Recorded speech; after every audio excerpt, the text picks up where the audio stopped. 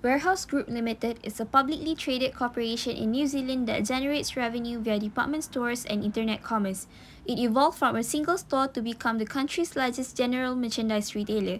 Stationery, technology, and appliance items, as well as outdoor and athletic equipment, are the items sold by the corporations. Furthermore, it is involved in the supply of real estate and investment services.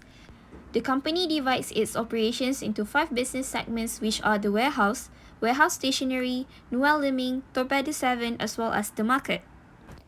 Warehouse Group is obligated to have an audit as a listed company under the Financial Market Conduct Act FMA 2013. Audited financial statement will give shareholders financial transparency as well as insight into the value of their investment. It also contributes to the integrity and dependability of the information presented to various stakeholders, such as shareholders, potential investors, banks, consumers, governments, managers, and directors.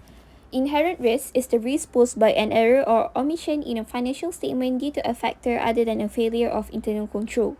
The first risk that I have identified is risk factors for reputation. Direct interaction with customers has tremendous influence on retail organizations.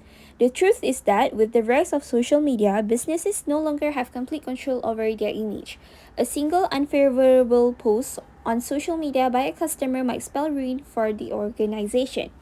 The second concern, online merchants can be targeted by cyber criminals in a variety of ways. A clever phishing scam can persuade unwary workers or consumers to provide their credit card information. A distributed denial of services assault can bring your company's service to a halt, stopping consumers from making purchases. Cyber criminals can also attack physical stores by breaking into point-of-sale system. The third risk under inherent risk is risk in the supply chain.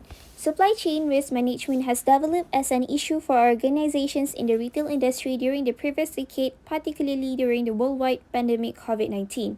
Any disruptions in the flow of merchandise pose supply concerns. The latest epidemic may create delivery delays owing to lockdowns, which would undoubtedly hurt retailers. Control risk, on the other hand, is the probability that financial statements are materially misstated due to failures in the controls used by a business. The first issue is improper charges. Retail fraud is most commonly performed at the moment of sale. A fairly trained cashier or supervisor can use a variety of strategies to conceal theft. Undercharging or overcharging a consumer is one of the most prevalent tactics. An undercharge is accomplished by not ringing up all or part of a sale, charging the customer the full amount and keeping the undocumented funds.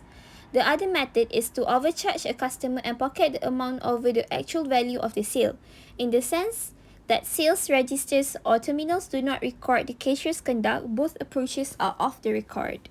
Second is regarding lack of segregations of duties. Inadequate division of roles may make fraud prevention, detection, and investigation difficult, potentially leading to erroneous financial statement, regulatory penalties, and harm to the company's brand. The third risk under the control risk is regarding the inventory mismanagement. Since inventory is a component of the balance sheet, the firm must ensure that it is accurately reported. The counting of current inventory may contain expired merchandise.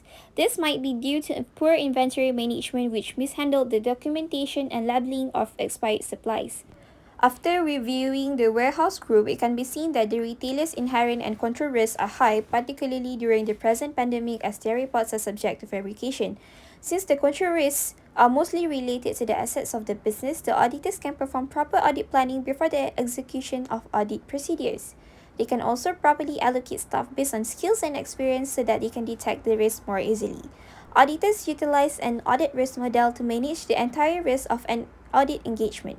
Since the inherent and control risks are deemed to be significant, an auditor can reduce the detection risk to an acceptable level in order to maintain the entire audit risk within acceptable limits. The auditor may take measures to enhance audit methods such as targeted audit choices or larger sample transaction size for comprehensive testing to reduce detection risks.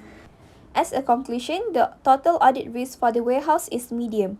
Although there is a high probability of risk at the inherent and control levels, the detection process in auditing and the related detection risk allow the total risk to drop.